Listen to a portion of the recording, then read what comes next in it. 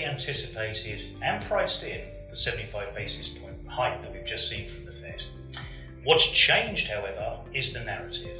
The Fed remains steadfastly hawkish, pursuing their goal of reducing inflation over the medium term. To that end, the dot plot has changed. Rates are going to remain higher for longer.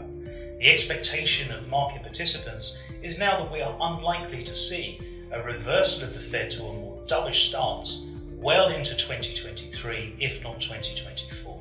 The impact of this seems increasingly likely that the Fed is prepared to push the US economy into recession to pursue their goal of controlling inflation.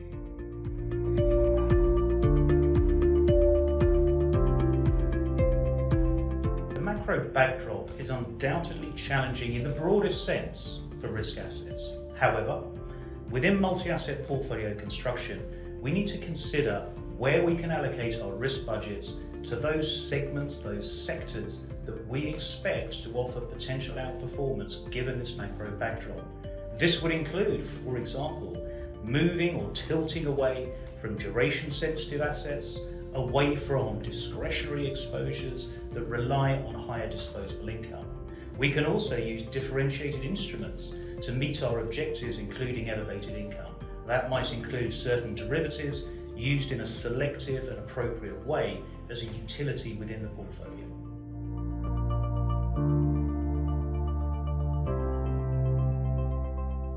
In constructing any diversified multi-asset portfolio, our focus needs to be on the priority of objectives.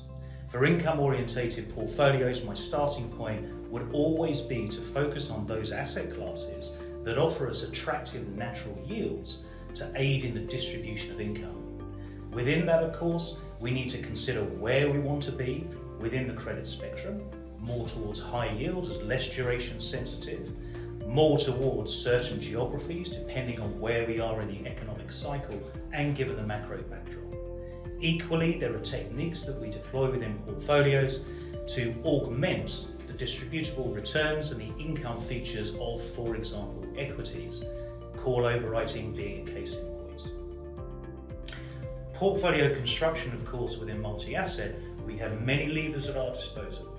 However, the core principles for me are ones of diversification in selecting the right underlying and combining them in a way that both manages the risk in the portfolio, but critically meets on a sustainable basis the income that we are targeting for our clients.